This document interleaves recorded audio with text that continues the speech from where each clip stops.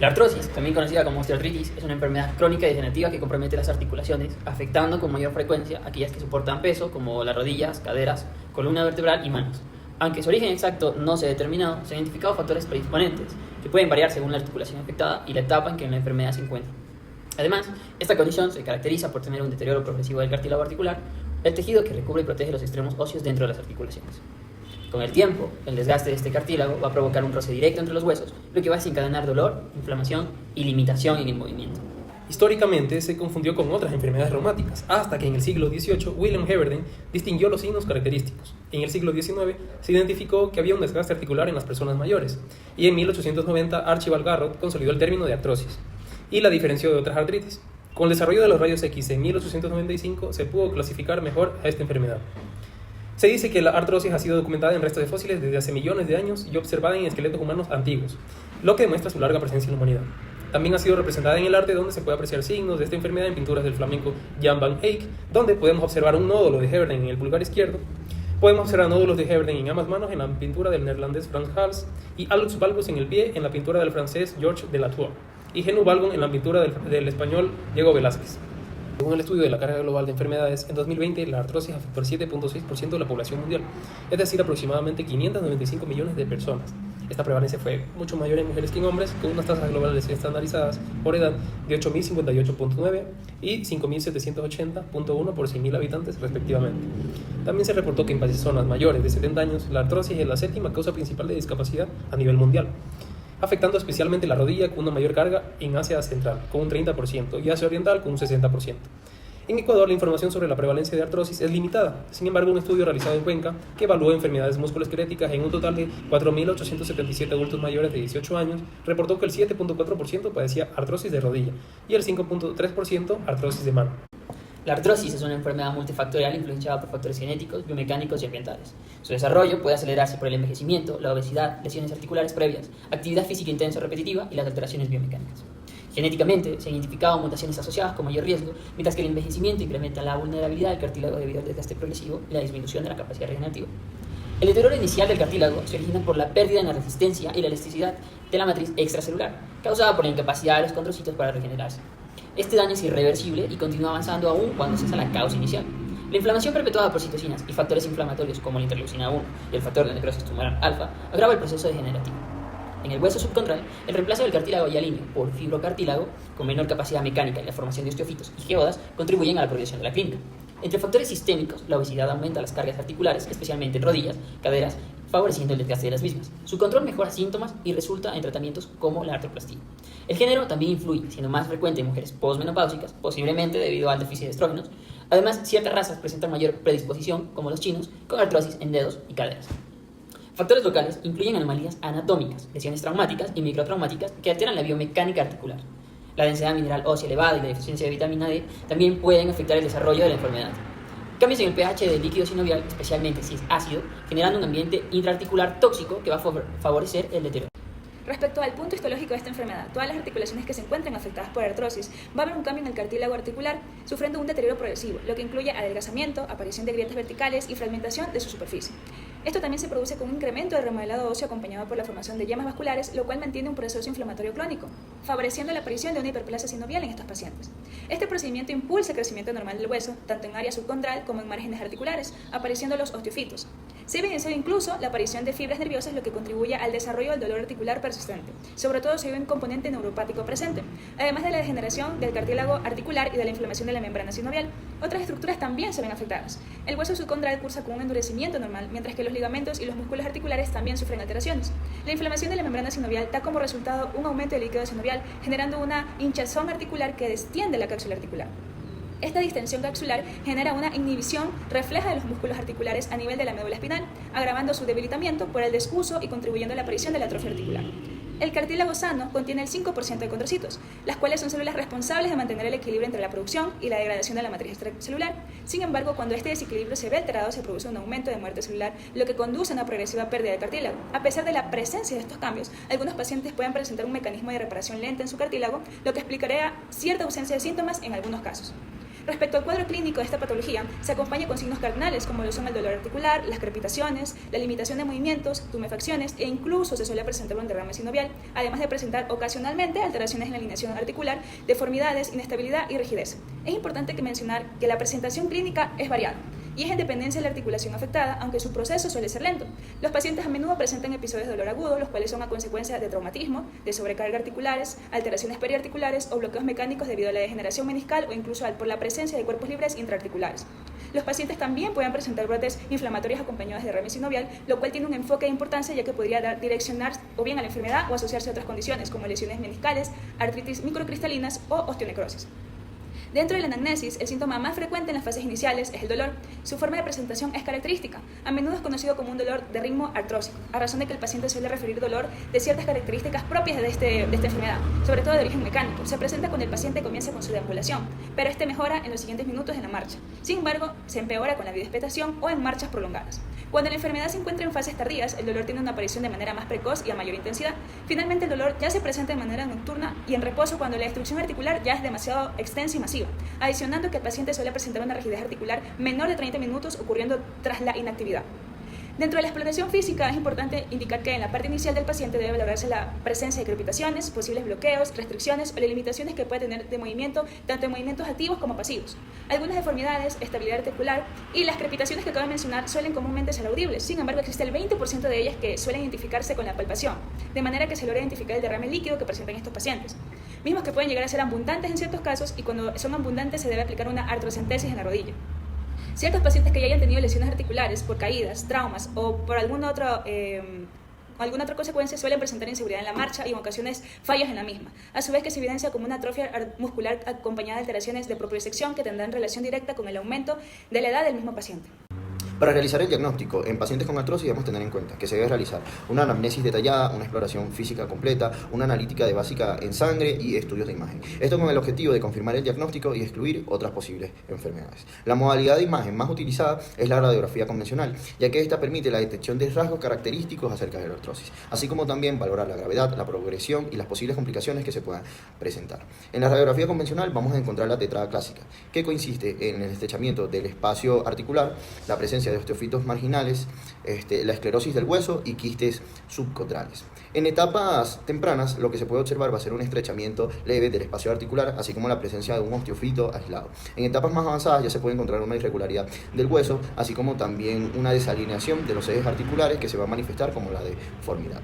Debemos tener en cuenta que la sintomatología clínica y los cambios radiológicos no siempre van a coincidir como uno esperaría, ya que esto varía de acuerdo a las articulaciones que se encuentren afectadas. En las artrosis se ve más frecuente en la cadera, en la rodilla y en la columna lumbar, y es menos evidente en las manos y en la columna cervical. Otros estudios de imagen que suelen ser utilizados frecuentemente es la ecografía, la cual es útil para detectar cambios estructurales asociados a la artrosis, pero especialmente para visualizar la presencia de un quiste de Baker en la región poplítea. La resonancia magnética generalmente no suele ser necesaria para la mayoría de pacientes con artrosis, sin embargo puede ser útil en el momento de detectar la enfermedad en una etapa temprana, ya que aquí se puede visualizar detalladamente las estructuras articulares, así como también cambios en los tejidos blandos, como los ligamentos, tendones o membrana sinovial. Debemos tener en cuenta que los exámenes de laboratorio no aportan un dato característico hacia esta enfermedad, pero en algunas ocasiones se puede observar una elevación de los lactantes de fase aguda en etapas tempranas y posteriormente, mientras va progresando la enfermedad, ya estos se van a encontrar normales. El estudio del líquido sinovial en estos pacientes suele ser no inflamatorio o levemente inflamatorio, con menos de 2000 leucocitos por milímetro cúbico, predominantemente de células mononucleares. Sin embargo, la utilidad de realizar este estudio va a ser descartar de otras patologías articulares. Para el diagnóstico de artrosis también debemos tener en cuenta que existen unos criterios específicos denominados por el Colegio Americano de Reumatología, los cuales estos van a variar dependiendo en dónde se localiza la lesión, ya sea en las rodillas, caderas, manos o en la columna vertebral. En las rodillas debe existir la presencia de dolor la mayor parte de los días durante el último mes, la presencia de osteofitos, una edad mayor de 40 años, una rigidez matutina menor de 30 minutos en la articulación afectada, una crepitación rotuliana. En cuanto a la cadera, debe existir la presencia de dolor la mayor parte de los días durante el último mes y más de dos de los siguientes tres criterios: pinzamiento radiológico de la articulación coxofemoral, presencia de osteofitos femorales o acetabulares o una velocidad de sedimentación globular de menos de 20 milímetros hora. En las manos debe haber una presencia de dolor, congelación o rigidez de la mano la mayor parte de los días durante el último mes, proliferación osteocartilaginosa en 2 o más de las 10 articulaciones, tumefacción en menos de 2 articulaciones metocarpofalángicas, además de deformidad en una o más de 10 articulaciones.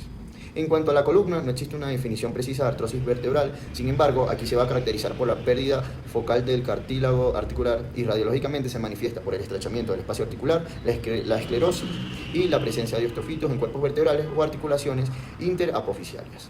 El diagnóstico diferencial de la artrosis depende en gran medida de la localización del sitio afectado, así como de la presencia o ausencia de síntomas sistémicos adicionales. Sin embargo, las enfermedades más comunes frecuentemente confundidas con artrosis son la artritis reumatoide en el primer caso, ya que vamos a tener que se va a presentar en adultos de mediana edad o mayores, y cuando afecta a las articulaciones de la mano es que se hace el diagnóstico diferencial. Sin embargo, vamos a tener en cuenta que la artrosis de las manos generalmente afecta a las articulaciones interfalángicas distales, formando los característicos nódulos de Heberden, a diferencia que la artritis reumatoide suele afectar las articulaciones metacarpofalángicas e interfalángicas proximales, respetando generalmente las distales. Radiográficamente, la osteoartritis se caracteriza por el estrechamiento del espacio articular debido a la pérdida del cartílago. En cuanto a los análisis de laboratorio, se distingue por la ausencia de factor reumatoide en el caso de la artrosis y los anticuerpos antipéptidos. Debemos tener en cuenta que otro de los diagnósticos diferenciales va a ser con la artritis psoriásica, ya que esta también suele afectar principalmente a las articulaciones interfalángicas distales. Sin embargo, en esta patología suelen existir otros signos que no se presentan en la artrosis, como la dactilitis, la entesitis y uveitis, que en la osteoartritis no vamos a encontrar. Otro diagnóstico diferencial va a ser la gota. La gota va a ser una patología que generalmente se suele manifestar de forma monoarticular, suele presentar un dolor exacerbante durante los episodios agudos, mientras que en la artrosis el dolor es crónico y empeora con el uso de la articulación. También debemos tener en cuenta que una de las diferencias principales es que en el análisis del líquido sinovial se pueden encontrar cristales de ácido úrico, a diferencia de la artrosis, que no vamos a evidenciar este tipo de cristales.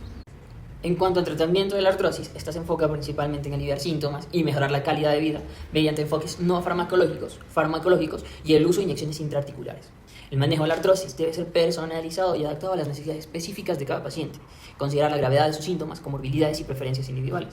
Las guías de la American College of Rheumatology y la Arthritis Foundation ofrecen recomendaciones integrales que van a combinar estas estrategias terapéuticas adaptando a las necesidades individuales de cada paciente para optimizar el manejo del dolor y la funcionalidad articular. Por otro lado, el tratamiento no farmacológico constituye una piedra angular en el manejo de la artrosis. La actividad física es altamente recomendada, ya que ha demostrado ser eficaz para reducir el dolor y mejorar la función articular del paciente con artrosis de rodilla, cadera y manos.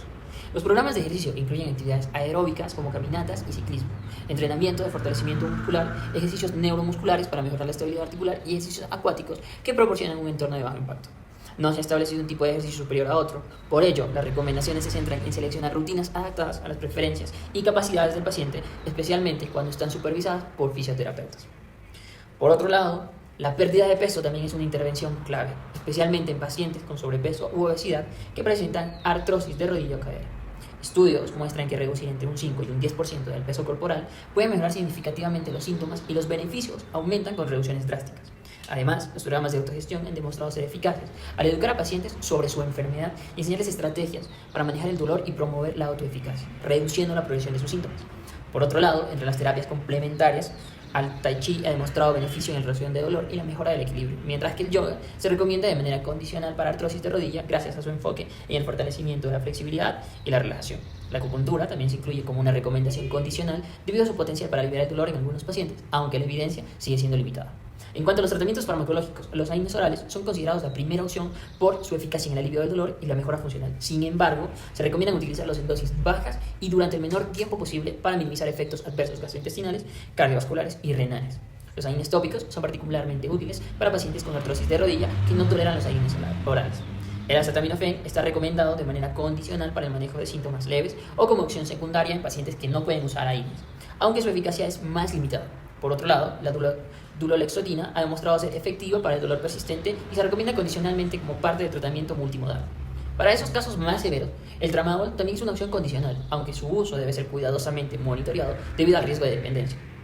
Dentro de las terapias intraarticulares, las inyecciones de glucocorticoides están fuertemente recomendados para aliviar el dolor en artrosis de rodilla y cadera y se consideran de manera condicional para la artrosis de mano debido a la limitada evidencia disponible. Por el contrario, las inyecciones de ácido hialurónico no son recomendadas debido a la falta de pruebas concluyentes sobre su eficacia y sobre su seguridad. De manera similar, las inyecciones de plasma rico en plaquetas y células madre están desaconsejadas debido a la falta de estandarización y evidencia sólida. Otro parámetro importante en el manejo de esta patología son el manejo psicosocial y conductual. Factores como la ansiedad, la depresión y el insomnio pueden exacerbar el dolor y disminuir la calidad de vida en pacientes. Por ello, se recomienda la terapia cognitivo-conductual para mejorar la percepción del dolor y promover una mejor adaptación emocional. En contraparte a los tratamientos mencionados, la guía menciona como tratamientos no recomendados el uso de suplementos como glucosamina y condroitina, ya que los estudios no han demostrado beneficios significativos frente al placebo. Asimismo, se desaconseja el uso de opioides distintos al tramadol debido a su potencial para generar dependencia y efectos adversos. Otras intervenciones, como las inyecciones de toxina botulínica y la proloterapia, tampoco son recomendadas debido a la falta de evidencia concluyente sobre su eficacia.